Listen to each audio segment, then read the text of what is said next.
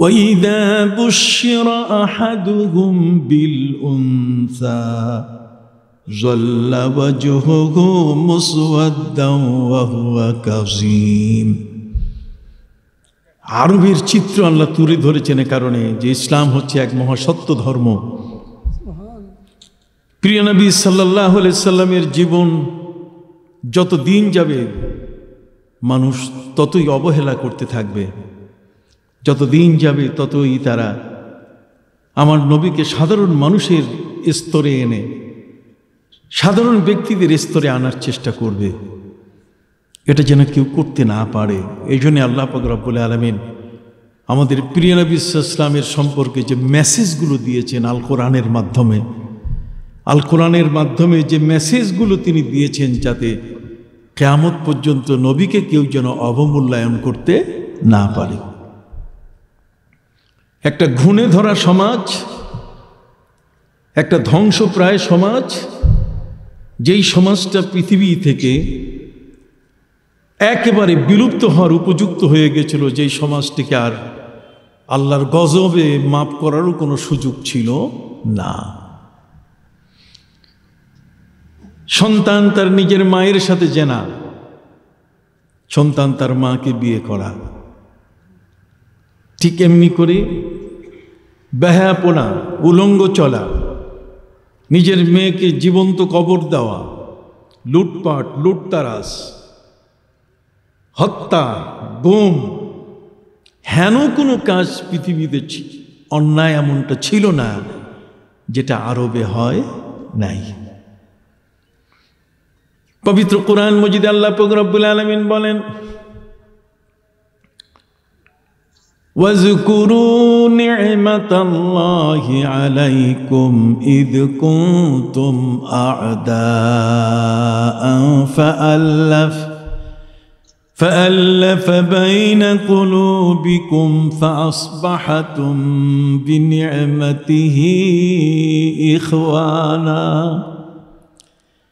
وَكُنْتُمْ عَلَى شَفَا حُفْرَةٍ مِّنَ النَّارِ فَأَنقَذَكُم مِّنْهَا كَذَلِكَ يُبَيِّنُ اللَّهُ لَكُمْ آيَاتِهِ لَعَلَّكُمْ تَهْتَدُونَ। আল্লাহ বলেন, আল্লাহর একটা সবচেয়ে বড় নেয়ামত তোমাদের উপরে তিনি দান করেছেন।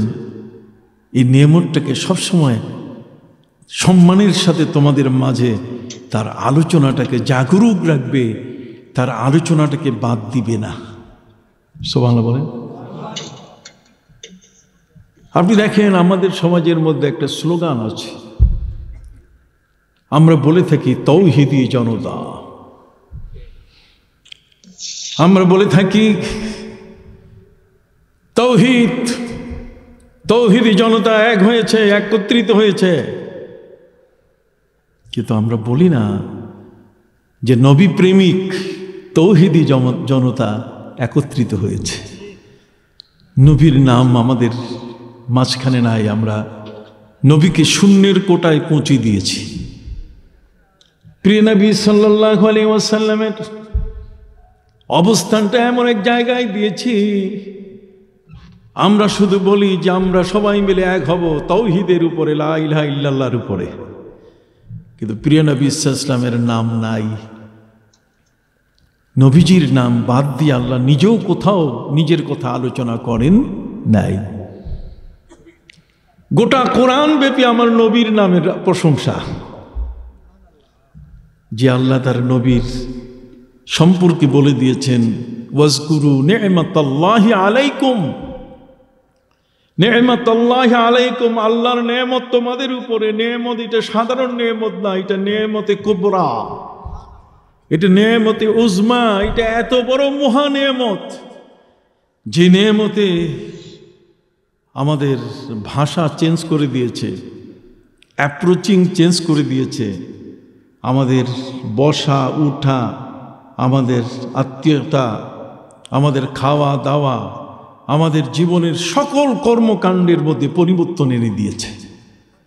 সুবহানাল্লাহ বলেন। তিনি এত বড় একজন নিয়ামত, এই মহান নিয়ামত আমাদের কাছে আসার কারণে আমরা শত্রু যারা ছিলাম সবাই ভাই ভাই হয়ে গেছি। শত্রুকে হত্যা করে মারা, শত্রুকে প্রতিশোধ নিয়ে তাদেরকে ধ্বংস করে দেওয়া, ইসলাম তা বলে না। ইসলাম বলে যে অন্যায় করেছে তাকে দেখো দেখি আল্লাহর পথে আনা যায় কিনা। এই জন্যই প্রিয় নবী সাল্লাল্লাহু আলাইহি ওয়াসাল্লাম মক্কা বিজয়ের সময় আমার নবীকে যারা বাধ্য করেছিল মক্কা থেকে হিজরত করাতে, নবীজি হিজরত করতে বাধ্য হয়েছিলেন যাদের অত্যাচারে, তারাই তো মক্কার অধিপতি, তারাই তো মক্কার সম্রাট সহ বড় ধরনের দায়িত্বে তারা ছিল। আমাদের প্রিয় নবী সাল্লাল্লাহু আলাইহি ওয়াসাল্লাম যখন মক্কা বিজয় করলেন তখন সবার ধারণা ছিল যে তিনি এক এক করে ধরবেন আর সবগুলোকে কল্লা আলাদা করে টুকরো টুকরো করে ফেলবেন। নবীর শুধু নির্দেশের অপেক্ষা। ঠিক ওই সময় আমার প্রিয় নবী সাল্লাল্লাহু আলাইহি ওয়াসাল্লামের পবিত্র জবান থেকে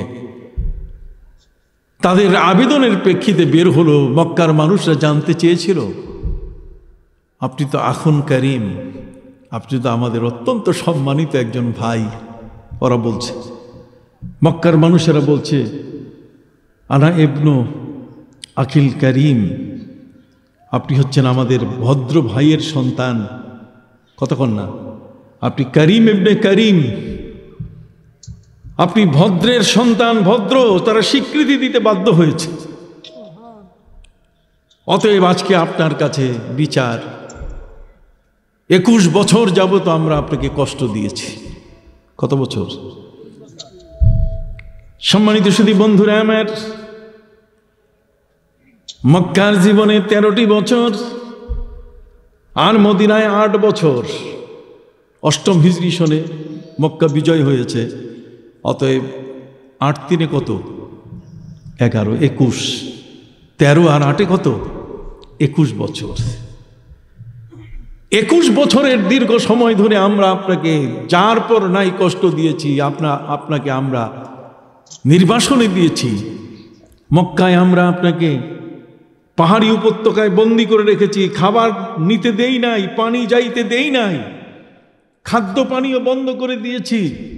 আপনি গাছের পাতা খেয়ে খেয়ে, মশকের চামড়া ছিঁড়ে খেয়ে খেয়ে আপনি বেঁচে ছিলেন। আপনার উপরে এত বড় অত্যাচার হয়েছে মক্কার মাটিতে।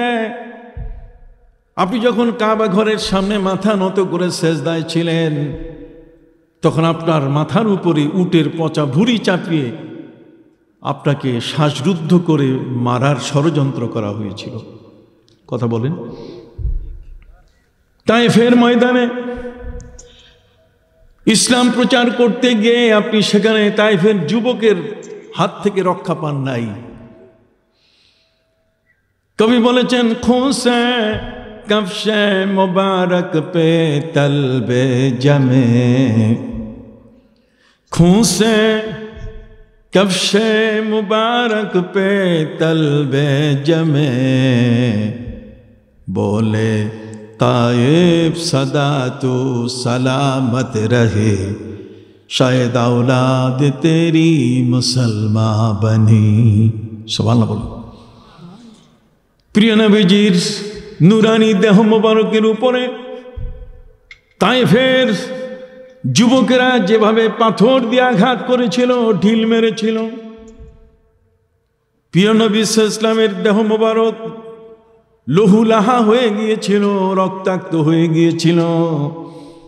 রক্ত ঝরতে ঝরতে যখন পায়ের জুতার ভিতরে জমাট বেঁধেছিল, তখন নবীজি পা বের করতে পারছিলেন না। খুঁসে কফশে মুবারক পে তলবে জমে। এত বড় হওয়ার পরও জিবরিল আমিন মালাকুল জিবাল নিয়ে এসছেন। ফিরিস্তা এমন একজন নিয়ে আসছেন যিনি পাহাড় নিয়ন্ত্রণ করেন, যিনি হুকুম করলে পাহাড় আকাশে উপরে উঠে আবার নিচে পড়ে মশল্লা বাটা করে দিতে পারে। আল্লাহ তাআলার ঠিক এই ধরনের কি ছিল? একজন ফিরিস্তা ছিল, যিনি হলেন মালাকুল জিবাল। নাম বলেন কি? মালাকুল জিবাল। মালাকুল জিবাল নামে ওই ফিরিস্তা, বন্ধুরা আমার, মালাকুল জিবাল এই ফিরিস্তা যিনি পাহাড় নিয়ন্ত্রণ করেন। মুসা নবীর যুগে ইহুদির উপরে যেই ফিরিস্তা তুর পাহাড় উত্তোলন করেছিল, পবিত্র কুরআন মজিদ আল্লাহ পাক রব্বুল আলামিন বলেন, ওয়া রাফা'না ফাওকাকুমুত তুর। আমি ইহুদিদেরকে ধ্বংস করার জন্য তাদের উপরে আমি তুর পাহাড় উত্তোলন করেছি। তাহলে আল্লাহ যদি ইচ্ছে করেন তাহলে পাহাড় ভিতরের তার গোড়া সহ তিনি আকাশে তুলতে পারেন কিনা? বাবা একটু হাত দুখানা দেখান, পারেন কিনা? অবশ্যই তারা পারেন। সম্মানিত সুধী, আল্লাহ পাক রব্বুল আলামিন এই পৃথিবীর মধ্যে এক এক ফিরিস্তাকে এক এক দায়িত্ব দিয়েছেন, এক একজন ফিরিস্তাকে এক এক দায়িত্ব দিয়েছেন। এটা নিচে দাও। এক এক ফিরিস্তাকে এক এক দায়িত্ব দিয়েছেন। কেউ পানি নিয়ন্ত্রণ করে, আকাশের মেঘ নিয়ন্ত্রণ করে, কেউ রূহ নিয়ন্ত্রণ করে, কেউ তথ্য আদান প্রদান করেন। অতএব আল্লাহ পাক রব্বুল আলামিন তার যত ফিরিস্তা, এরা মুদাব্বিরাতুল আরদ, মুদাব্বিরাতুস সামাওয়াত, এরা আসমান এবং জমিনের নানা দায়িত্বে তারা নিয়োজিত। সুবহানাল্লাহ বলেন। অতএব পাহাড় উপরে উঠানো আর কোনো জাতির উপরে সেই পাহাড়কে চাপিয়ে দিয়ে তাদেরকে মশল্লা বাটা করা, এটা আল্লাহর কাছে কোনো কিছুই না। আল্লাহ তাআলা সেই ফিরিস্তাকে সেই পাওয়ার অফ অ্যাটর্নি, সেই ক্ষমতা তিনি দিয়েছেন। অতএব সম্মানিত সুধী, তাইফের ময়দানে জিবরিল আমিন সেই মালাকুল জিবাল পাহাড় নিয়ন্ত্রণকারী ফিরিস্তার সাথে নিয়ে নবীর দরবারে, নবীর কাছে হাজির হয়ে বলা শুরু করলেন, ইয়া রাসূলুল্লাহ, ইয়া হাবিবাল্লাহ, এই মালাকুল জিবাল আপনার দেহের উপরে তাইফের যুবকদের যে পাথরের আঘাত, আপনি রক্তাক্ত হয়েছেন, আল্লাহ বরদাস্ত করবেন না। অতএব আপনি প্রতিশোধ নেওয়ার ব্যবস্থা করেন, পাহাড় উঠাইয়া এদেরকে শেষ করেন। আমার নবী ইচ্ছে করলে, এটা একটা সহজ ব্যাপার ছিল, হ্যাঁ বললেই হয়ে যেত। কি কোন ঠিক না? যে ঠিক আছে, এটা বললেই যথেষ্ট হতো।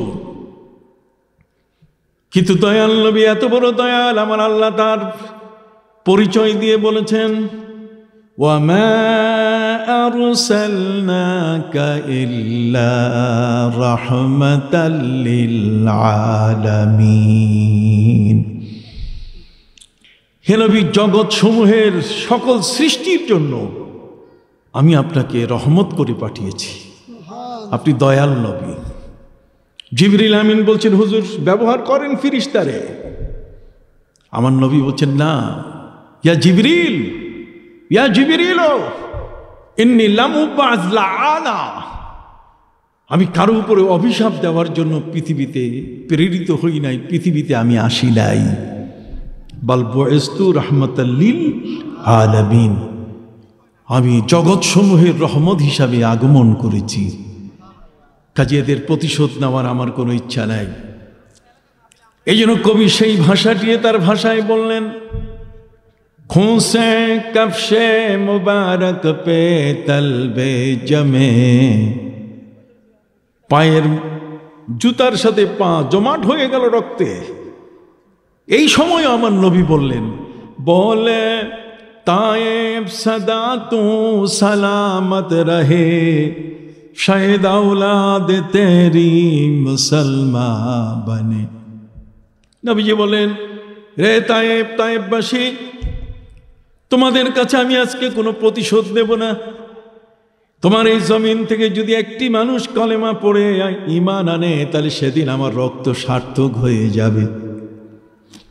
সেদিন আমার রক্তের সার্থকতা এসে যাবে। বলে তায়েব সদা তু সালামত রাহে, তুমি শান্তিতে থাকো তায়েব। তোমার উপরে আল্লাহর গজব আসুক আমার গায়ে হাত দেওয়ার কারণে, আমাকে ঢিল মারার কারণে, তোমার উপরে তোমার সন্তান যারা আছে, এই জমিনে যারা বাস করছে, তারা ধ্বংস হোক। নবী বলছেন, আমি এদেরকে ধ্বংস করার জন্য আল্লাহর কাছে আবেদন করতে আসি নাই, বরং বাল বুইস্তু রাহমাতাল লিল আলামিন, আমি রহমতের নবী হয়ে এসেছি। আর তাও রহমত কি শুধু পৃথিবীর জন্য নয়, সারা বিশ্বের যেখানে যা, সাত আসমান সাত জমিন সহ মহাবিশ্ব, পবিত্র কোরআন মজিদে তার আল্লাহ তার রুবুবিয়তের কথা বলেছেন, আলহামদুলিল্লাহি রাব্বিল আলামিন। সমস্ত প্রশংসা সেই আল্লাহর জন্য, যিনি আলামিন, বহুমাত্রিক জগতের রব। তাহলে যিনি বহুমাত্রিক জগতের রব, ওমা আরসালনাকা ইল্লা রাহমাতাল লিল আলামিন, সেই নবীকে ওই বহুমাত্রিক জগতের রহমত আল্লাহ বানাই দিয়েছেন। অতএব তায়েফের ময়দানে নবীজি ইচ্ছে করলে তিনি তাদের প্রতিশোধ নিতে পারতেন কি না? একটু ভাইয়া বলেন না, পারতেন কি না? আপনি একটু কথা বললেন। আমি আপনাদের কাছে এই দুটো জায়গা থেকে যে তেলাওয়াত করেছি, ছোট একটু ব্যাখ্যা আমি আপনাদেরকে দিতে চাই। সম্মানিত সুধী বন্ধুরা আমার, মক্কা বিজয়ের দিনে ৮ম হিজরি সনে ওরা বলল, আপনি তো আমাদের করিম ইবনে করিম, আপনি হলেন আখুন আল করিম, আপনি হলেন আমাদের সবচেয়ে ভদ্র ভ্রাতা, ভদ্র ভাই, আপনি সম্ভ্রান্ত পরিবারের সম্ভ্রান্ত ব্যক্তি। প্রিয় নবী সাল্লাল্লাহু আলাইহি সাল্লামকে তারা এইভাবে অ্যাপ্রোচ করে বলল, আজকে আপনার ইচ্ছা, 21টি বছর ধরে আমরা আপনাকে জ্বালাতন করেছি। কথা বলেন, সেই 21 বছরের অত্যাচারের প্রতিশোধ যদি আপনি নেন, আমাদের করার কিছু নেই, আপনি ঠিকই নিবেন। প্রিয় নবী সাল্লাল্লাহু আলাইহি ওয়াসাল্লাম তিনি তাদেরকে অভয় দিয়ে বললেন, শোনো, আমি আজকে তোমাদের কাছে কোনো প্রতিশোধ নিতে আসি নাই, বরং আমি রাসূল তোমাদেরকে সেই কথাটি বলবো যখন ইউসুফ আলাইহিস সালাম ক্ষমতায় ছিলেন। ইউসুফ আলাইহিস সালাম মিশরের যখন খাদ্যমন্ত্রী ছিলেন, তিনি ইচ্ছে করলে তার ওই ভাইদের তিনি প্রতিশোধ নিতে পারতেন। কি বলেন, ঠিক কিনা? সেদিন ইউসুফ নবী আলাইহিস সালাম, নবীনা ইউসুফ আলাইহিস সালাম তার ভাইদেরকে যেভাবে ক্ষমা করেছিলেন, আজকে আমি সেইভাবেই তোমাদেরকে ক্ষমা করে দেব। প্রিয় নবী সাল্লাল্লাহু আলাইহি ওয়াসাল্লাম তিনি বললেন, লা তাসরিবা আলাইকুমুল ইয়াওমা ওয়া আনতুমুত তুলাকা, আজকে প্রতিশোধ নাই, বরং আজকে তোমরা সবাই মুক্ত। আজকে আবু জেহেলের ছেলে ইকরামা, সেও কাফের, জোরে বলেন, সেও কি? যদিও পরে উনি মুসলমান হয়েছেন। আবু জেহেলের ছেলে ইকরামা, সেই ইকরামার ঘরেও যদি আজকে কেউ ঠাঁই নেয়, সেও ক্ষমা পেয়ে যাবে। সুবহানাল্লাহ বলেন। সম্মানিত সুধী, সেই মহান নবী সাল্লাল্লাহু আলাইহি সাল্লাম তিনি জগতের নেয়ামত হয়ে, রহমত হয়ে তিনি আসছেন। আল্লাহ একখানে তাকে নেয়ামত বলতেছেন, আরেকখানে তাকে কি বলতেছেন? রহমত বলতেছেন। একখানে নেয়ামত, আরেকখানে কি? রহমত। নেয়ামত মানে উপহার, নেয়ামত মানে উপঢৌকন। আপনি খুশি হয়ে যদি কাউকে কিছু দেন, তাহলে সেটার নাম কি? নেয়ামত। আর রহমত হলো যিনি আসার কারণে আল্লাহ পাক রব্বুল আলামিনের কতগুলো আইন আল্লাহ তাআলা নিজে নিজে স্টপ করে দিয়েছেন। নবী আসার কারণে আইনগুলোকে তিনি কি করছেন? আল্লাহ তাআলা নিজে নিজে সেটাকে স্টপ করে দিয়েছেন। না হলে আমরা যে ইত্রামি করি, আমরা যে শয়তানি করি, আমরা যে ফাইজলামি করি, আমরা যে অন্যায়গুলো করি, আমাদের এই অন্যায়গুলোর কারণে আল্লাহ তাআলা বহু আগে আমাদেরকে হয়তো বানর বানাই দিতেন, নাহলে গাধা বানাই দিতেন। কথা কি বুঝতে পারছেন? কিন্তু একমাত্র নবীর খাতিরে আল্লাহ তাআলা আমাদেরকে, অপরাধ করলেও তিনি আমাদেরকে ধরতেছেন না সহজে। কাউকে কাউকে ধরেন কিছু বুঝাই দেওয়ার জন্য, যে আমি আল্লাহ আসি, আমি মরি নাই, আমার মৃত্যু নাই, আমি আল্লাহ বিদ্যমান আছি। সুবহানাল্লাহ বলেন। সম্মানিত সুধী বন্ধুরা আমার, মহাগ্রন্থ আল কোরআনের মধ্যে আল্লাহ পাক রব্বুল আলামিন তিনি তার উম্মত সম্পর্কে বলে দিয়েছেন, ওয়ামা কানা আল্লাহু মুআযযিবাহুম ওয়া হুম ইস্তাগফিরুন। যতক্ষণ পর্যন্ত নবীর উম্মত ইস্তেগফার করতে থাকবে, আস্তাগফিরুল্লাহ পড়তে থাকবে, কথা কন না, যতক্ষণ পর্যন্ত তওবা করতেই থাকবে, আল্লাহ পাক রব্বুল আলামিন তাদের অপরাধের কারণে তিনি কোনো প্রতিশোধ নেবেন না। সুবহানাল্লাহ বলেন। ভাইরা আমার, জগতের মধ্যে আমাদের পূর্ব ইতিহাস বড় কঠিন। হযরতে নূহ আলাইহিস সালামের সময়কালে আল্লাহ পাক রব্বুল আলামিন নবী নূহ আলাইহিস সালামকে ৯৫০ বছর ধর্ম প্রচারের সুযোগ দিয়েছিলেন। ৯৫০ বছর, আলফা সানাতিন ইল্লা খামসিনা আমান, ৯৫০ বছর যাও প্রচার করতেই থাকো, এর ভিতরে ফিরে আসে যদি তাহলে আসবে।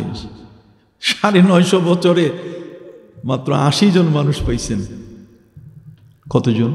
৮০ জন। আপনার একটু কথা বলে খুব খুশি হব, খুব খুশি হব। এক বক্তা সাহেব তো চলে গেছেন, আর আমারও যদি তাড়াতাড়ি বিদায় দেন তাহলে বিপদ।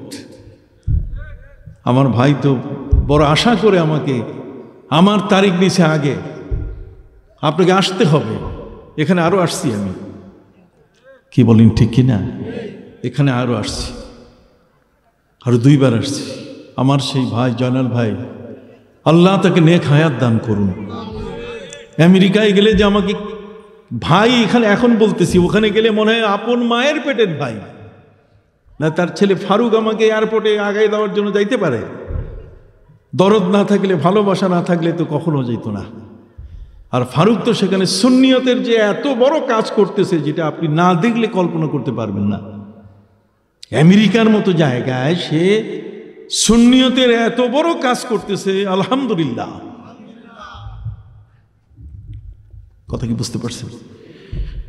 এই জন্য আমরা একটু সবাই যারা আছি, দোয়া শেষ হওয়া পর্যন্ত, এখন তো কোরআনের তাফসীর আলেম সাহেবরা চেয়ারে বসলে আর করে না, এখন তাদের নিজস্ব বক্তব্য দিয়ে তারা চলে যায়, কোরআনের পাশেও নাই। কথা কন। আমি কখনো কখনো বিস্মিত হই, কখনো কখনো আমি অবাক হয়ে যাই যে এত বিশাল একটা আয়োজনে এত মানুষ আসলো, তাফসীরে পাইল কি? জিরো, কিচ্ছু নাই। তার নিজের কতগুলো কথা বা কোনো ব্যক্তির কিছু কথা সে বলে চলে গেল। কোরআন হাদিসের পাশেও তার অবস্থান নাই। সুধীমণ্ডলী, বলতেছিলাম পৃথিবীর মধ্যে কোনো জাতি যদি অন্যায় করে, আল্লাহ বলছেন আমি অপরাধীকে ছাড়ি না।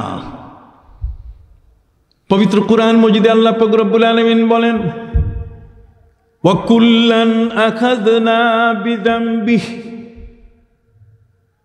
আমি কিন্তু অপরাধীকে ছাড়ি না। ফামিনহুম মান আরসালনা আলাইহি হাসিবা, আমি যদি গোসা হয়ে যাই, কখনো কখনো আগুনের বৃষ্টি, আগুন দিয়ে শেষ করে দেই, দাবানল দিয়ে শেষ করে দেই। কথা কন। আরসালনা, উপর থেকে আমি আগুনের বৃষ্টি দিয়ে দিই। আল্লাহু আকবার, কত বড় ভয়ঙ্কর কথা। আমরা বৃষ্টি পাই, আবরে রহমত, রহমতের বৃষ্টি। আমার আল্লাহ বলছেন যদি পাপ করো তাহলে কিন্তু ওই বৃষ্টিটা রহমতের বৃষ্টি থাকবে না, সেটা হবে কি? আগুনের বৃষ্টি। পবিত্র কোরআন মজিদে আল্লাহ পাক রব্বুল আলামিন বলেন, ফামিনহুম মান আরসালনা আলাইহি হাসিবা ওয়া মিনহুম মান আখাযাতহুমুস সাইহা ওয়া মিনহুম আখাযাতহুস সাইহা। আর কোন কোন সম্প্রদায় এমন আছে যে কঠিন আওয়াজ দিয়ে আমি কানের পর্দা ফাটাই দিয়ে বেহুশ বানাইয়া দুনিয়া থেকে বিদায় দিয়েছি। কথা বুঝেন নাই? আমার আল্লাহ বলেন শুধু তাই নয়, কোন কোন মানুষ যখন অপরাধ করেছে, সীমা লঙ্ঘন করেছে, আল্লাহ বলেন আমি ছাড়ি নাই। ওয়ামিনহুম মান খাসাফনা বিহিল আরদ, কাউকে তো আমি জীবন্ত অবস্থায় পায়ের মধ্যে ডান্ডা বেরি লাগাইয়া মাটি ফাঁক করে জীবন্ত কবর দিয়েছি। কথা বলেন, কি কারুনের কবর হয়েছে কিনা? জোরে বলেন। আল্লাহ বলছেন ওয়ামিনহুম মান খাসাফনা বিহিল আরদ। নবী মুসা আলাইহিস সালামের সাথে বেয়াদবি করার কারণে, নবীর সাথে বেয়াদবি করা এটা আল্লাহ পছন্দ করেন। বাবা আদম তিনি নবী, তার সাথে বেয়াদবি করেছে শয়তান ইবলিস। কথা কন না, এই যে দুষ্টটা, আল্লাহ বলছেন ফাখরুজ ফাইন্নাকা রাজিম, তুমি আমার আদমের সাথে বেয়াদবি করেছো। আবা ওয়াস্তাকবারা ওয়া কানা মিনাল কাফিরিন, আমার আদমকে সিজদা করো নাই। আমি যখন বলেছিলাম ওয়াইজ কুল্লা লিল মালাইকাতি ইসজুদু লি আদামা ফাসাদাদু ইল্লা ইবলিস আবা ওয়াস্তাকবারা ওয়া কানা মিনাল কাফিরিন। ফেরেশতাদের আমি বললাম আদমকে সিজদা করো, সব ফেরেশতা সিজদা করছে, কিন্তু এই বেয়াদবটা সিজদা করে নাই। বেয়াদবের কাছে যুক্তি ছিল। বেয়াদব বলেছে খালাকতানি মিন নার ওয়া খালাকতাহু মিন তুরাব, তাকে মিন তিন, আপনি তাকে মাটি দিয়ে তৈরি করছেন, মাটির গতি নিচে, আগুনের গতি উপরে, আমি উপরের জিনিস, আমি তারে সেজদা করব কেন? আল্লাহ বলছেন ফাখরুজ, গেট আউট। কতক্ষণ না, ফাখরুজ মানে কি? গেট আউট বুঝেন? বাইরের দেশে একটা ঔষধ আছে, এই ঔষধটার নাম হলো গেট আউট। ঔষধটার নাম কি? বাইরের একটা ঔষধ আছে, ঔষধ, এটার নাম হলো গেট আউট। গেট আউট মানে যে এই ঔষধটা ব্যবহার করলে আর সার পোকা তেলা পোকা একটাও থাকবে না, সব গেট আউট। কথা বুঝতে পারছেন? সম্মানিত সুধী বন্ধুরা আমার, আল্লাহ পাক রব্বুল আলামিন বলছেন যে আমার নবীর সাথে বেয়াদবি করেছে, বাবা আদম আলাইহিস সালামের সাথে গুস্তাখি করেছে, আল্লাহর হুকুম মানে নাই। আল্লাহর হুকুম আমার নবীকে সম্মান করা। আপনি আল্লাহর হুকুম মানবেন না, বেয়াদব হয়ে যাবেন। আর বেয়াদবের পরিণতি কি? বাবা আদম আলাইহিস সালামের যুগ থেকে একের পর এক বেয়াদবের পরিণতির ইতিহাস চলে আসতেছে। আল্লাহ বলছেন আমি ফেরেশতাদের বললাম আমার আদমকে সিজদা করো, পবিত্র কোরআন রেকর্ড করে দিল ফাসাজাদু, সবাই সিজদা করেছে ইল্লা ইবলিস। কে? ইবলিস, যেটাকে আমি মাঝে মধ্যে বলি আবালিশ। কি? আবালিশ। ইবলিসের বহু বচন আবালিশ। এত দুষ্ট, সে যুক্তি খাড়িয়ে বলছে না। তাকে জিজ্ঞেস করা হয়েছে মা মানাতাহু আন তাসজুদা লিআদামা, তুমি আদমকে সিজদা করবে, কে তোমাকে নিষেধ করছে? নিষেধ করার যুক্তি আছে আমার কাছে, সেটা হলো আগুন উপরের দিকে উঠে সাপের মতো মাথা উঁচু করে, আর মাটি উপরে ঢিল মারলে নিচে পড়ে, এই জন্য আমি তার সিজদা করি নাই। আল্লাহ বলছেন আবা আমার কথা কি অস্বীকার করলে? আমার আদমকে তুমি তুচ্ছ করলে, ওয়াস্তাকবারা তুমি নিজকে খুব বড় মনে করলে, ওয়া কানা মিনাল কাফিরিন, আল্লাহর আদেশ অমান্য করার কারণে, বাবা আদম আলাইহিস সালামের সাথে বেয়াদবি করার কারণে ইবলিস কি? কোরআন বলছে ফাখরুজ। ফাখরুজ মানে গেট আউট। ফাখরুজ মানে কি? আল্লাহ বহিষ্কার করলেন। কি করলেন? বহিষ্কার। ফাখরুজ, ইখরাজ শব্দের অর্থ বহিষ্কার করে দেওয়া। ফাখরুজ ফাইন্নাকা রাজিম, তুমি অভিশপ্ত, তুমি আল্লাহর হুকুম মানো নাই। আল্লাহু আকবার বলেন। দেখেন শুরু থেকে নিয়েই বেয়াদবের শাস্তি কিন্তু আল্লাহ কোনো সময় ছাড়েন নাই। সম্মানিত সুধী, হযরতে নূহ আলাইহিস সালামের সাথে তার কওম বেয়াদবি করেছে, কথা মানে নাই। উনি বলছেন রব্বি লা তাযার আলাল আরদি মিনাল কাফিরিনা দাইয়ারা ইন্নাকা ইন তাযারহুম ইউদিল্লু ইবাদাকা ওয়া লা ইয়ালিদু ইল্লা ফাজিরান কাফারা। একজন কাফেরকে আপনি ছেড়ে দিবেন না, আপনার হুকুম মানে নাই, আপনার নবীকে অসম্মান করছে। কথা বল, হযরতে নবী নূহ আলাইহিস সালামকে কি করছে? অসম্মান করেছে। পৃথিবীর ইতিহাসে হযরতে মুসা আলাইহিস সালামকে অসম্মান করার কারণে, কথা বুঝতে পারছেন, কারুনকে আল্লাহ পাক রব্বুল আলামিন ছাড়েন নাই। একটি অপবাদ দেওয়ার কারণে হযরতে মুসা আলাইহিস সালামের যুগের সে কারুন অঢেল সম্পত্তির মালিক, টাকা পয়সার কোনো অভাব নাই। আল্লাহ বলছেন, আমি তো আগেই বলেছি, তাব্বাত ইয়াদা আবি লাহাবিন ওয়া তাব মা আগনা আনহু মালুহু ওয়া মা কাসাব। আবু লাহাবের দুই হাত ধ্বংস হোক, সে আমার নবীর সাথে বেয়াদবি করেছে। আপনি কি বুঝতেছেন বাবা? আমার নবীর সাথে কি করেছে? বেয়াদবি করেছে। তার দুই হাত কি হয়ে যাক, ধ্বংস হয়ে যাক। তাব্বাত ইয়াদা আবি লাহাবি ওয়া তাব মা আগনা আনহু মালুহু ওয়া মা কাসাব। অর্থের জোরে, টাকার জোরে সে বাঁচতে পারবে না। কথা কন, এই টাকা তাকে রক্ষা করতে পারবে না, তার উপার্জন তাকে রক্ষা করতে পারবে না, যেহেতু সে আমার নবীর সাথে বেয়াদবি করেছে। আল্লাহ বলছেন, আমার নবীর সাথে যদি কেউ বেয়াদবি করে, তাহলে পৃথিবীর মধ্যে অপরাধ করলে যেমন মাল ক্রোক হয়, সম্পদ বাজেয়াপ্ত হয়, সরকার সম্পদ বাজেয়াপ্ত করে, আল্লাহ বলছেন যদি আমার নবীর সাথে বেয়াদবি করে, তাহলে তার গোটা জীবনের সম্মানকে আমি বাজেয়াপ্ত করে দেব। কথা কন, সে মনে করছে যে আমি বিশাল, আমার অর্থ আছে, সম্পদ আছে, বহু কিছু আছে, সব কিছু কি হয়ে যাবে? ধ্বংস হয়ে যাবে। মা আগনা আনহু মালুহু ও মা কাসাব। তার সম্পদ এবং তার উপার্জন কোনোটাই তাকে রক্ষা করতে পারবে না। Be careful. দুইটা শব্দ, একটা হচ্ছে সম্পদ, টাকা পয়সা, মনে হয় আমি বেঁচে যাব টাকা দিলেই। আরেকটা হচ্ছে কাসাব, শব্দের অর্থে উপার্জন। আমি যা পেয়েছিস, আমার জন্য যা অর্জিত হয়েছে, আমি যা অর্জন করতে পেরেছি, আল্লাহ বলছেন সবগুলো ক্রোক করে ফেলবো আমার নবীর সাথে যদি বেয়াদবি হয়ে যায়। ভাইয়া, আমি কি বুঝাইতে পারছি আপনাদের?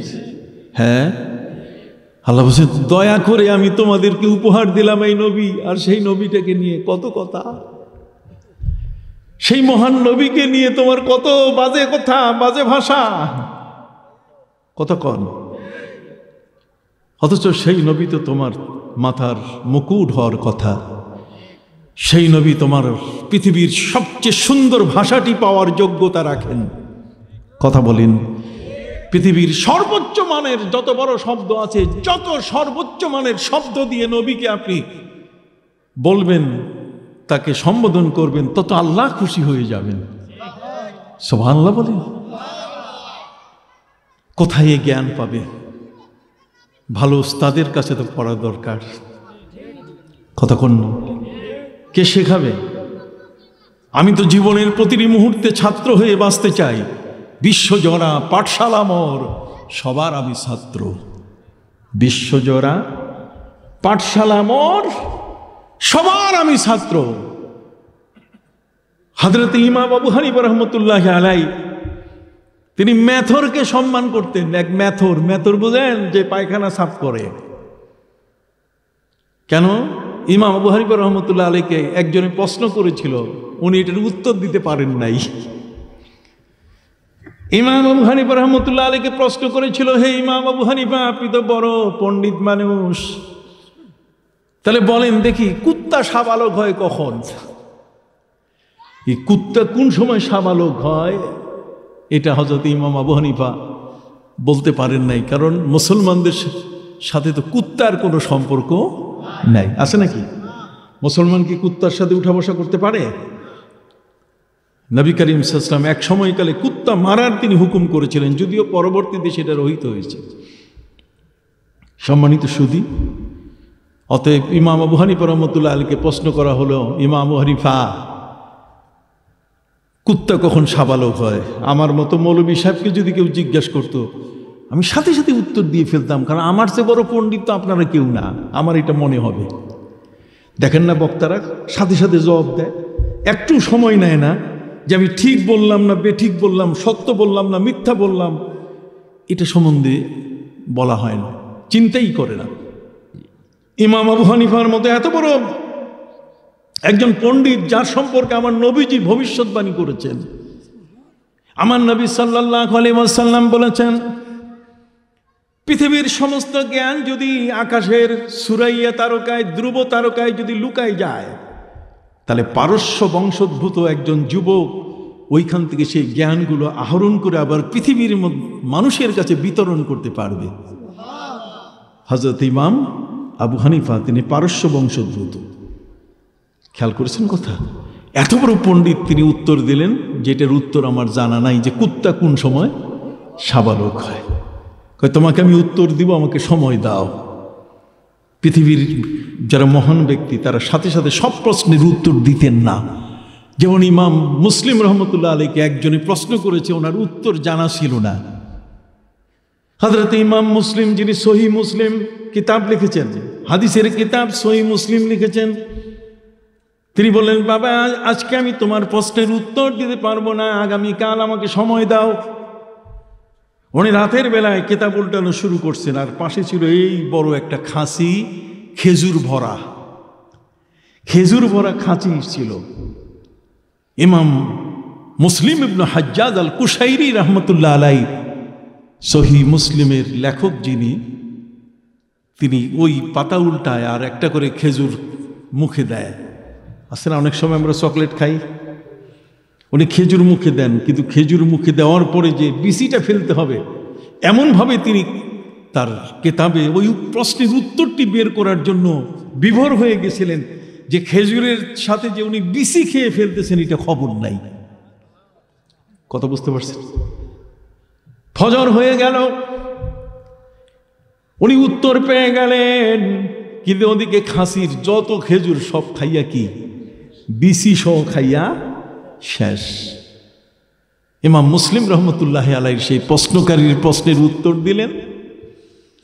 এই উত্তর দেওয়ার কিছুক্ষণ পরে ওনার পেটে ব্যথা শুরু হয়ে গেল, যে বিচি খাইছে তো।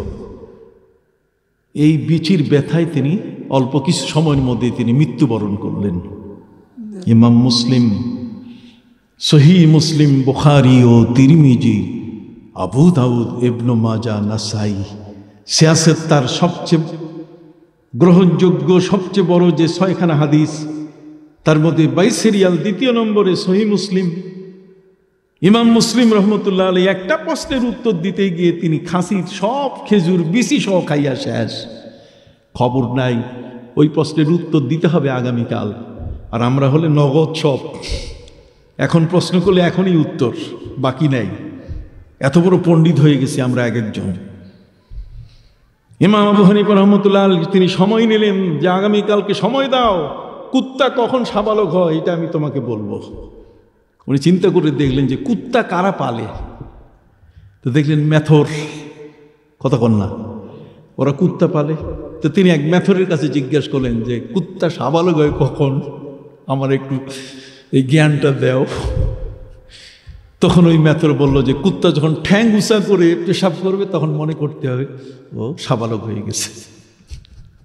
কথা কন না, কুত্তা যখন কি ঠ্যাং উঁচা করে যখন পেশাব করবে তখন মনে করতে হবে কি কুত্তা সাবালক হয়েছে। উনি এই যে জ্ঞানটুকু পাইলেন, এই জন্য সারা জীবন তাকে তিনি কি করছেন, শ্রদ্ধা করছেন। তার বাড়ির পাশ থেকে দিয়ে গেলে তিনি খবর নিতেন যে আমার এই ওস্তাদ, যিনি আমাকে কুত্তা সাবালক হবে কখন জানাইছে, সে ওস্তাদের সাথে দেখা দিয়ে তার হাল পুটসি করে তার খোঁজ খবর নিয়ে তারপর তিনি যেতেন।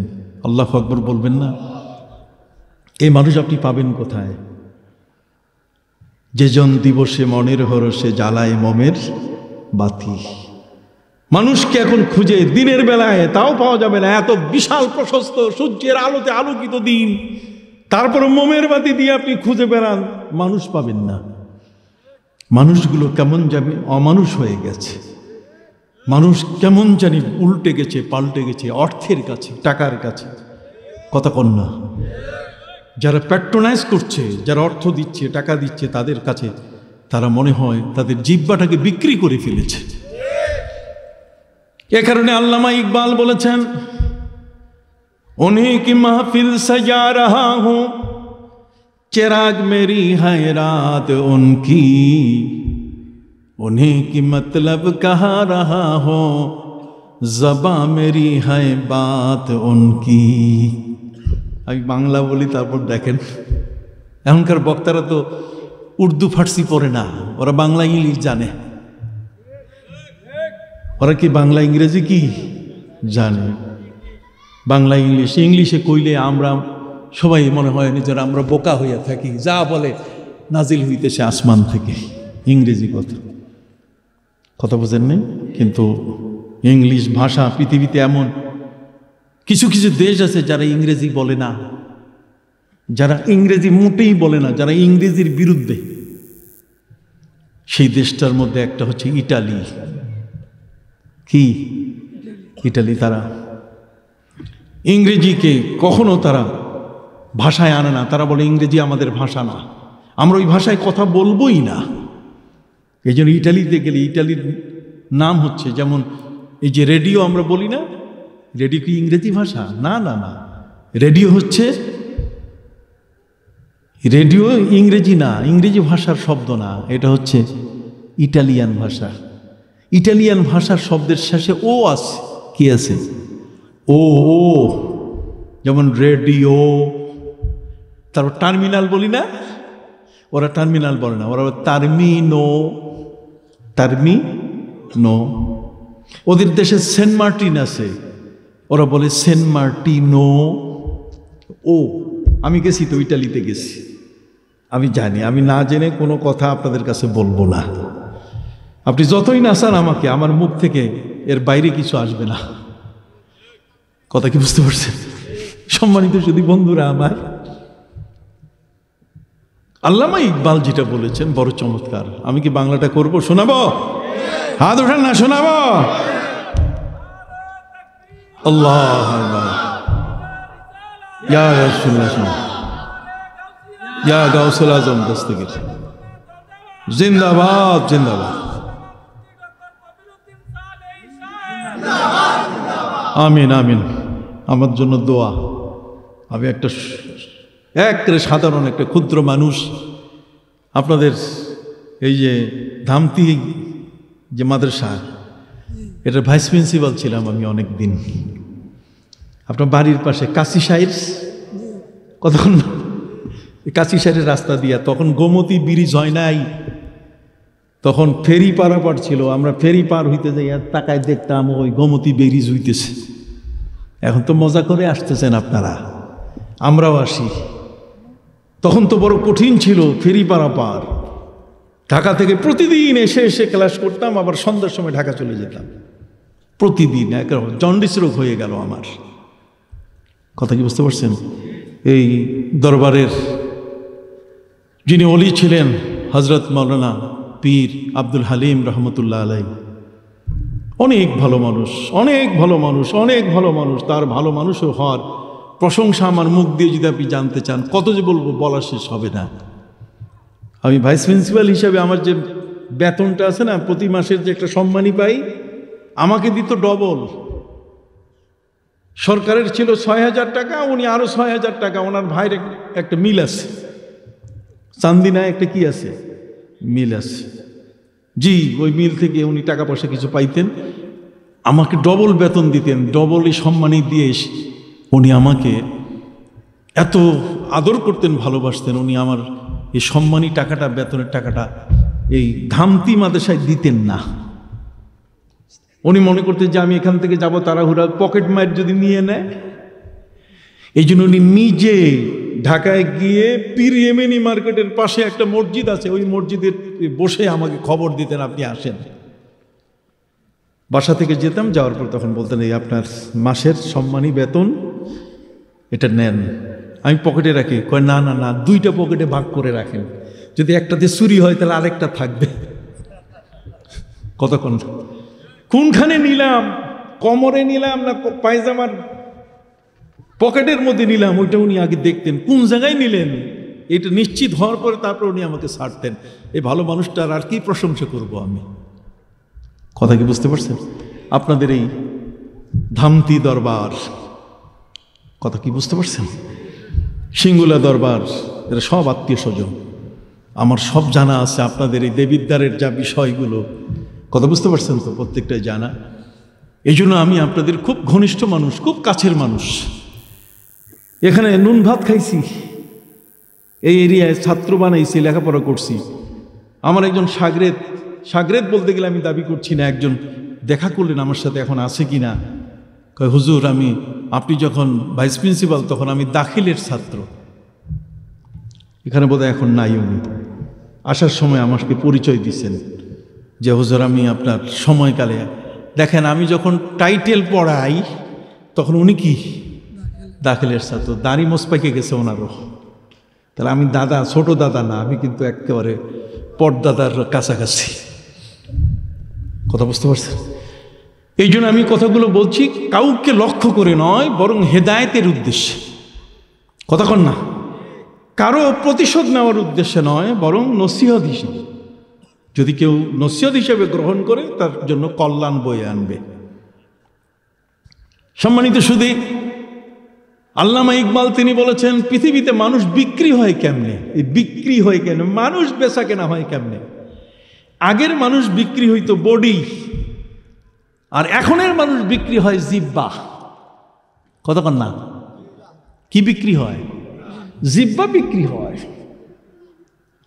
আগে তো দাসী বিক্রি হতো, দাস বিক্রি হতো।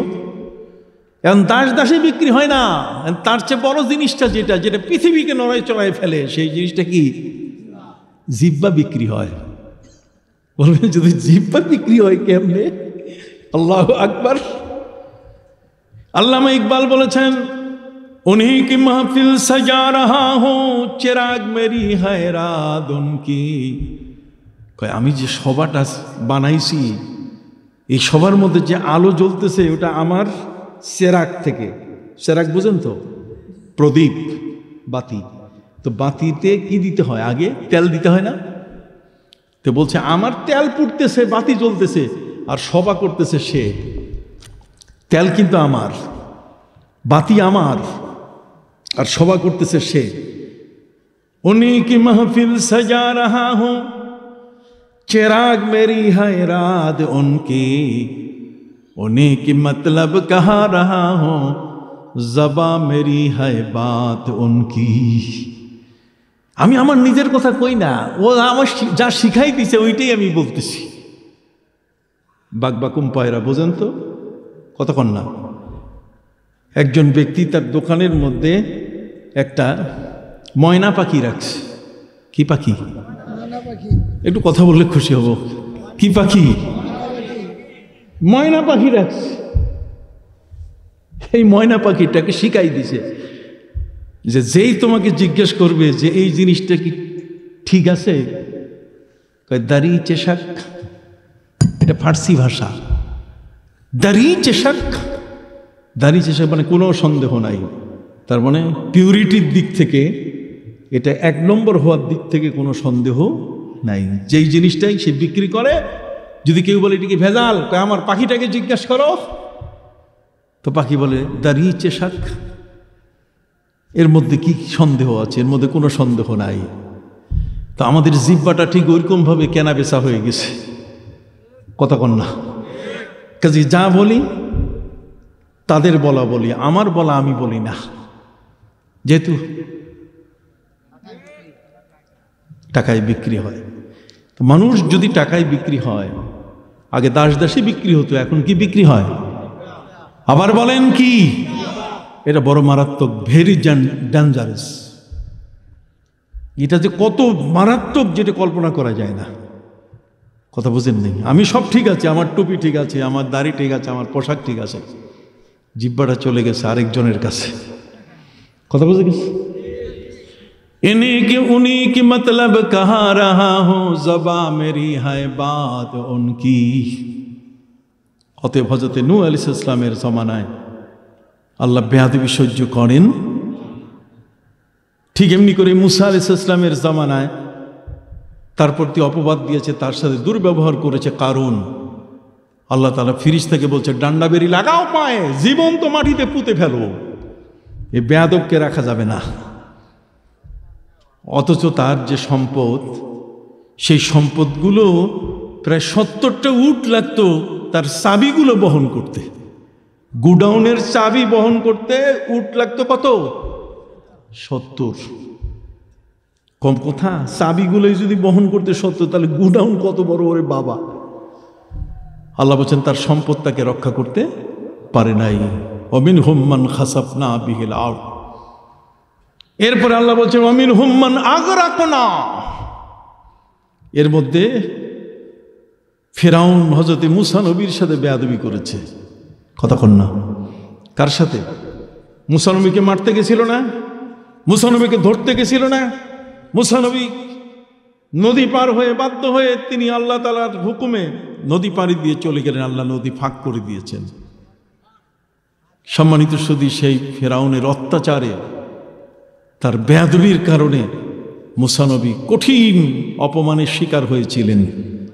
বাধ্য হয়ে মিশর ছেড়ে তাকে নীল নদ পাড়ি দিয়ে, লোহিত সাগর পাড়ি দিয়ে তাকে যেতে হয়েছে। আল্লাহ বলছেন আমি তাকে ছাড়ি নাই। আমি শুকনা রোড দেখাইয়া মূসা নবী পার হয়েছে, কাজে ফিরআউন মনে করছে আমার ঠেকায় কে? তিন বাহিনী প্রধান তো আমার আছে। আল্লাহ বলছেন না, ওয়ামিনহুম মান আগরাকনা। আমি পানিকে বললাম ধরো ধরো, আর সারাসারি নাই। কতক্ষণ না, আর তাকে ছেড়ে দেওয়া যাবে না। ওয়ামিনহুম মান আগরাকনা, পানিতে চুবাইছি, এমন চুবাইছি খালি মুখ দিয়ে পানি ঢুকে নাই তা না, নাক দিয়েও ঢুকছে, পাছা দিয়েও ঢুকছে। কতক্ষণ না, তার এমন এক অবস্থা করেছি আমি, তাকে একেবারে কঠিন অবস্থা। ওয়ামিনহুম মান আগরাকনা। Be careful. আমাদের প্রিয় নবী সাল্লাল্লাহু আলাইহি ওয়াসাল্লাম তিনি জানতেন এই ইতিহাস, যে বাবা আদম আলাইহিস সালাম থেকে নিয়ে নবীদের সাথে বেয়াদবি করলে, এমনি কওমের উপর অত্যাচার করলে তার শাস্তি একরকম, আর নবীর সাথে বেয়াদবি করলে তার শাস্তি কি আরেক রকম। এটা আরো মারাত্মক, আরো কঠিন। আল্লাহ পাক রব্বুল আলামিন সেই কওমে লূতকে, হযরতে লূত আলাইহিস সালামের সাথে বেয়াদবি করার কারণে ফাজআলনা আলিয়াহা সাফিলাহা ওয়ামতারনা আলাইহিম হিজারাতাম মিন সিজ্জিলিম মানদুদ। আল্লাহ বলছেন আমি ছাড়ি নাই। লূত আলাইহিস সালামের কওম লূত নবীর কথা মানে নাই। কথা কন না, অসম্মান করেছে তাকে। অসম্মান করার কারণে আল্লাহ বলছেন আমি পুরা উল্টাইয়া, পুরা গ্রামটাকে ধরে উল্টাইয়া জীবন্ত পুরা জাতিটাকে আমি কবর দিয়ে দিছি। ডেড সি, মৃত সাগর, আল বাহরুল মাইয়িত। কথা কন না, মরা সাগর। সেখানে এখন উজু করার জন্য কেউ পানি নেয় না। খাবার পানি তো দূরের কথা, গোসল তো দূরের কথা, উজু করার জন্য কি নেয় না, পানি নেয় না। এবং সেখানে কোনো প্রাণী নাই, কোনো প্রাণীও বাস করে না, যেটা গজবের পানি। জর্ডানে, কথা কি বুঝতে পারছেন? জর্ডানে আল্লাহ বলছেন আমি কিন্তু পাপীকে ছাড়ি, পাপীর খাতায় নাম লেখাবেন না। পাপ মানে মিথ্যা কথা বলা, শুধু এটাই নয়, বড় জঘন্য পাপ হলো নবীর সাথে কি করা, বেয়াদবি করা। সেটা কিন্তু একেবারে ছোট পাপ তা নয়, ওটা কিন্তু অনেক বড় পাপ। কথা কন না। সম্মানিত সুধী বন্ধুরা আমার,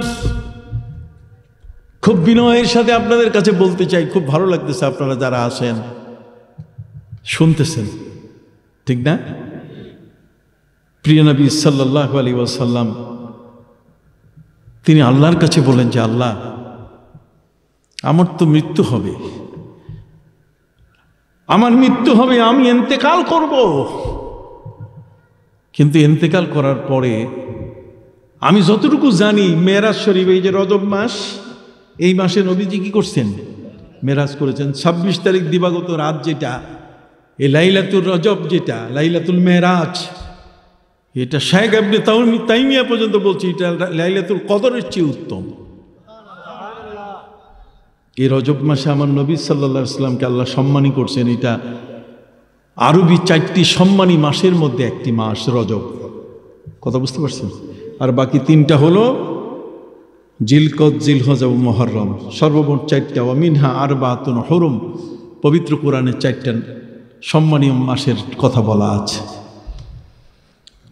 আমাদের প্রিয় নবী সাল্লাল্লাহু আলাইহি ওয়াসাল্লাম তিনি এত বড় মর্যাদার অধিকারী, এত বড় সম্মানের অধিকারী, যে প্রিয় নবী সাল্লাল্লাহু আলাইহি ওয়াসাল্লামের গোটা জীবনটাই হচ্ছে আমাদের জন্য উসওয়া। কথা বলেন, তিনি কিভাবে খাইছেন, কিভাবে সালাম দিয়েছেন, কিভাবে বসছেন, কিভাবে আত্মীয়তা করছেন, কিভাবে বেচাকেনা করছেন, কতক্ষণ এই সবগুলোর ক্ষেত্রে লাকাদ কানা লাকুম ফি রাসূলিল্লাহি উসওয়াতুন হাসানা। সেই উসওয়ায়ে হাসানা এই মহান নবী সাল্লাল্লাহু আলাইহি ওয়াসাল্লাম, তাকে আল্লাহ পাক রব্বুল আলামিন যে সম্মান দিয়েছেন, এই সম্মানটা ক্ষুণ্ণ করে আল্লাহ কখনো পছন্দ করে না। উহুদের যুদ্ধের মধ্যে আমার নবী সাল্লাল্লাহু আলাইহি ওয়াসাল্লামের দান্দান মোবারকে যে দুষ্টটা তীর মেরেছিল, আব্দুল্লাহ ইবনে কামা তার নাম, আজ পর্যন্ত তার বংশে দাঁত গজায় না। আল্লাহ তাআলা পুরা বংশে দাঁত উঠা বন্ধ করে দিয়েছেন। নবীর সাথে কি করছে? বেয়াদবি করছে। তো নবীর সাথে বেয়াদবি করার প্রমাণ তো পৃথিবীতে কি আছে না? পৃথিবীতে কি আছে? আমার প্রিয় নবী সাল্লাল্লাহু আলাইহি ওয়াসাল্লামের সাথে কোনো বেয়াদবিকে আল্লাহ কখনো তিনি বরদাস্ত করেন না। সেটা ভাষায় হোক, কথায় হোক, আচার আচরণে হোক, উঠা বসায় হোক, কোনোটাতেই আল্লাহ পাক রব্বুল আলামিন। কিন্তু নবীর সাথে ভালো ব্যবহার করলে সে যদি একটা মাকড়সা হয়, কথা কন না, সে যদি একটা কবুতরিও হয়, কথা কন, নবীর সাথে যদি সে ভালো আচরণ করে, নবীর ভালোবাসা যদি দেখাইতে পারে, একটা কাঠের, একটা গাছের ডালের টুকরা, সেও নবীর সঙ্গে আল্লাহর জান্নাতে চলে যাবে। নবীর ভালোবাসা দেখিয়েছে উহুদ পাহাড়। উহুদ পাহাড় বলেছে, উহুদ পাহাড় সম্বন্ধে আমার নবী বলেছেন, জাবাল উহুদ ইউহিব্বুনা ওয়া নুহিব্বু। উহুদ পাহাড় আমাকে ভালোবাসে, আমি উহুদকে কি ভালোবাসি। কিয়ামতের ময়দানে সেই উহুদ পাহাড় নবীর সঙ্গী হয়ে আল্লাহর জান্নাতে যাবে, এবং দরজার ডাইন পাশে রোকন হিসাবে সেই উহুদ পাহাড় সেখানে থাকবে। তাহলে ভালোবাসার মূল্য ইসলাম দিয়েছে কিনা? আমার নবীর ভালোবাসা আমাদের প্রতি কত বড়। নবীজি সাল্লাল্লাহু আলাইহি ওয়াসাল্লাম বলছেন যে আল্লাহ, আমি তো একদিন ইন্তেকাল করব, পৃথিবী থেকে বিদায় নেব। আমি আমার পবিত্র মেরাজে আমি প্রথম আসমানে পেয়েছি বাবা আদম সেখানে আছেন। বাবা আদম আমাকে থ্যাংক ইউ দেয় নাই, ইংরেজি কয় নাই। বাবা আদম কি ইংরেজি জানতো না? কতক্ষণ না আল্লাহ বলছেন আল্লামা আদম আল আসমা কুল্লাহা, সব ভাষাই আদম জানতেন, কোনো ভাষা তার বাদ ছিল না। কাজী নবীকে পাই তিনি থ্যাংক ইউ কইতো কিনা? কইতে পারতো, কিন্তু তা বলে নাই। হাদিস শরীফের মধ্যে এসে, বুখারী খুলে দেখেন, নবীকে তিনি বলছেন মারহাবাম বে ইবনে সালেহ, মারহাবা, থ্যাংক ইউ না, কি বলছে? দেখেন, শব্দ তো তার কাছে অন্যটাও ছিল, শব্দ তো আরেকটাও ছিল, কিন্তু সেই শব্দ না বলে নবীকে কি বলছেন? আবার বলেন, দেখছেন? ভাষা থাকলেই যে আমি ব্যবহার করব তা কিন্তু নয়। আমাকে অ্যাপ্রোপ্রিয়েট, যেটা তার জন্য খুব সম্মানী, যেই শব্দটা পৃথিবীর সবচেয়ে দামি, যেই শব্দটা পৃথিবীর সবার কাছে গ্রহণযোগ্য, ঠিক সেই শব্দ দিয়ে আমার নবীকে, আমার নবীর সাথে কথা বলতে হবে। আমার এই বক্তব্য সারা পৃথিবী দেখতেছে, কি বলেন ঠিক না? আমি তাদেরকে বলবো, আমার কথাগুলো বোঝার জন্য আমি নসিহাত করছি। আমার উদ্দেশ্য হলো, যদি ভুল কারো থাকে সে যেন সংশোধন নিয়ে নেয়। শত্রুতা নয়, মিত্রতা, ভালোবাসা। কথা বুঝতে পারছেন? বন্ধুরা আমার, প্রিয় নবী সাল্লাল্লাহু আলাইহি ওয়াসাল্লাম তিনি তার উম্মতকে এত ভালোবাসতেন, তিনি আল্লাহর কাছে বলতেন যে আল্লাহ, আমি যেদিন এই পৃথিবী ছেড়ে চলে যাব, আমি ইন্তেকাল করব, এই ইন্তেকালের একটা অবস্থা তো আমার জীবনে আসবে, কিন্তু তার আগে আমি আপনার কাছে একটা আবেদন করতে চাই। সে আবেদনটা হলো যে আমি প্রথম আসমানে বাবা আদমকে দেখেছি, উনি আমারে মারহাবা কইছে। দ্বিতীয় আসমানে হজরতে ঈসা আলাইহিস সালাম, কতক্ষণ না দেখা হয়েছে তার সাথে। তৃতীয়তে হজরতে হারুন আলাইহিস সালামের সাথে দেখা হয়েছে। কথা বুঝতে পারছেন? হজরত ইদ্রিস আলাইহিস সালামের সাথে দেখা হয়েছে।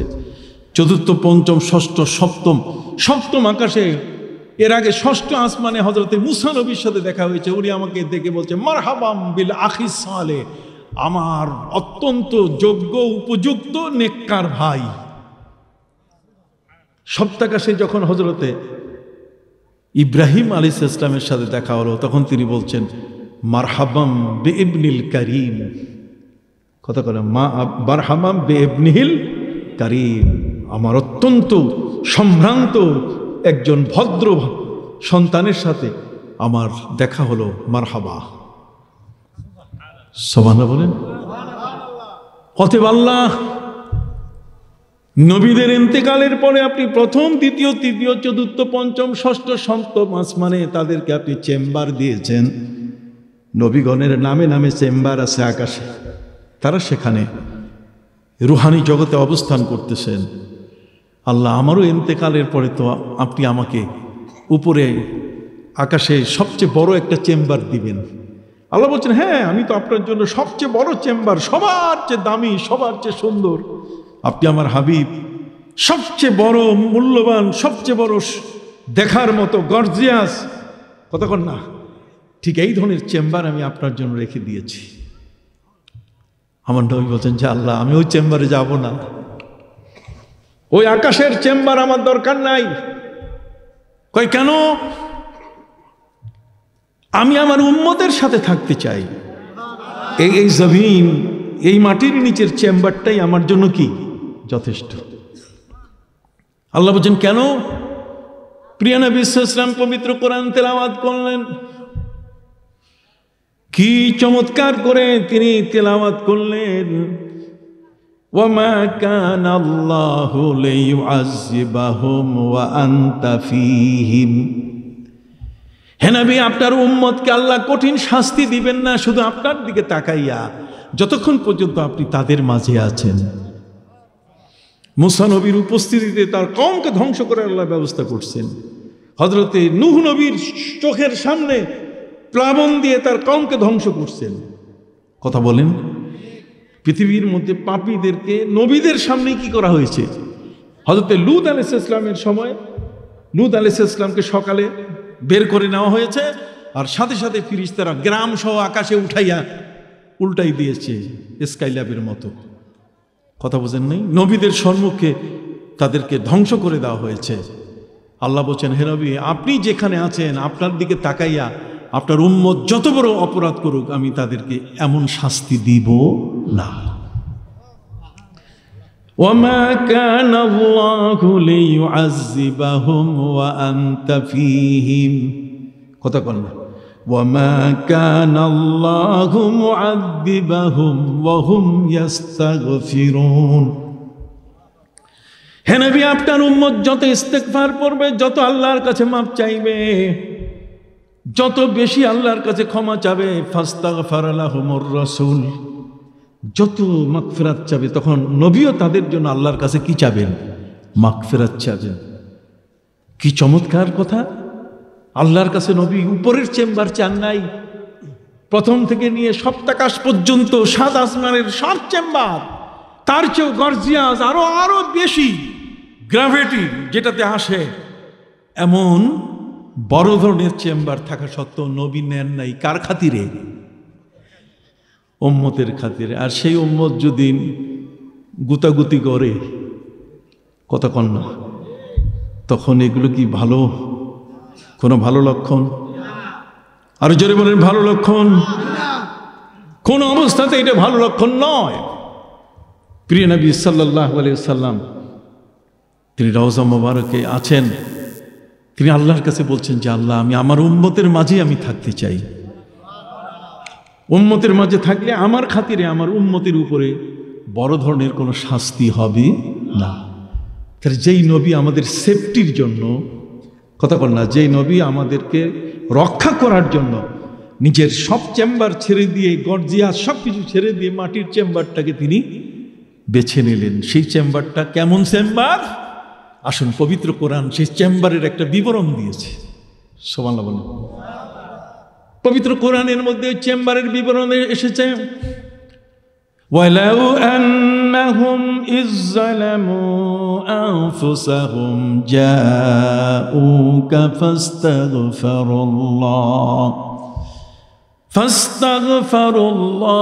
ওয়াস্তাগফারা লাহুমুর রাসূল লাওয়াজাদুল্লাহ তাওয়াবার রহিমা। সুবহানাল্লাহ বলুন।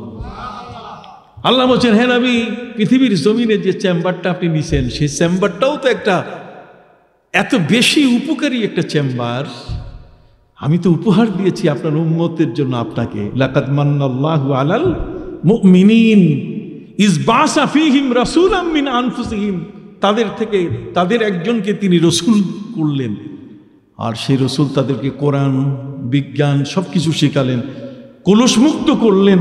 কতক্ষণ না, যদিও তারা পথ বিভ্রান্ত ছিল, তারপরও তিনি তাদেরকে কলুষমুক্ত করতেই থাকবেন। কতক্ষণ?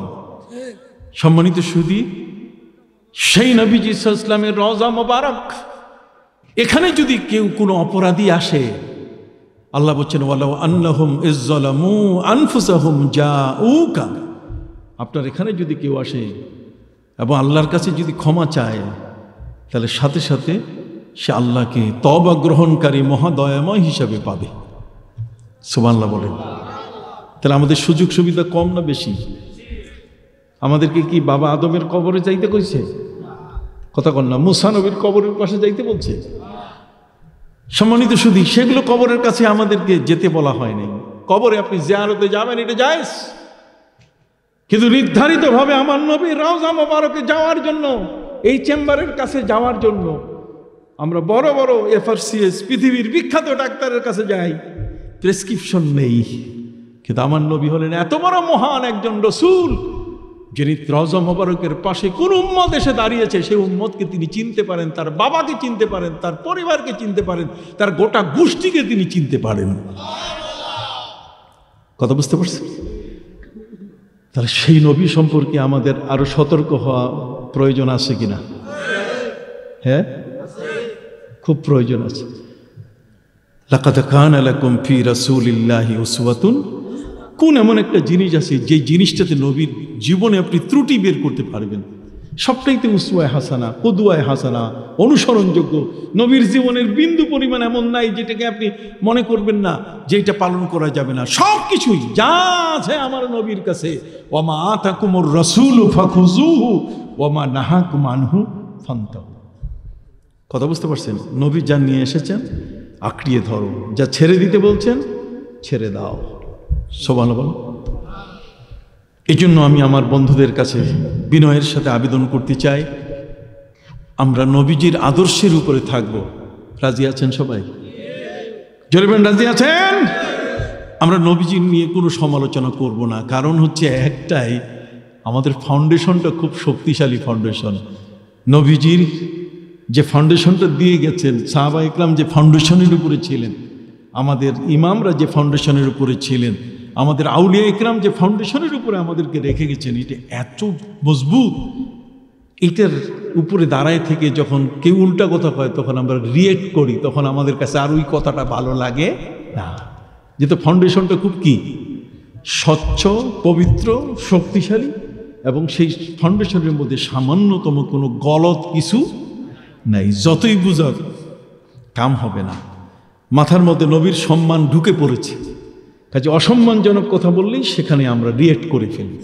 এটা রিয়েক্ট করাটা এটা আমাদের সাধারণ, আমাদের নেচার, স্বভাব তা নয়, বরং নবীর মহব্বতের কারণে। কথা কোন, আমরা যে গোস্বা হইয়া রাগ করলাম আপনার উপরে তা কিন্তু না, একেবারে গোস্বা হইয়া আপনাকে যে কিছু বলতেছি তা না, এটা নবীর মহব্বতের কারণে। আপনি আসেন সেই মহব্বতের সাগরে একটু গোসল করেন, আপনি দেখবেন আস্তে আস্তে আপনার সবগুলো পবিত্র হয়ে যাবে। জিহ্বাটা পবিত্র হবে, চোখটা পবিত্র হয়ে যাবে, দৃষ্টিটা সুন্দর হবে, মগজটা আরও সুন্দর হবে, আপনার সবটার মধ্যেই কেমন জানি পবিত্রতার সৃষ্টি হবে। এই জন্য এর উপরে ভিত্তি করে আমি বই লিখেছি, আশেকে রসুলের চোখে মিলাদ ও কিয়াম দরুদ ও সালাম। আমি বই লিখেছি যারা নবীর বিরুদ্ধে কথা বলে তাদের বিরুদ্ধে হক বাতিলের লড়াই। কথা বুঝতে পারছেন?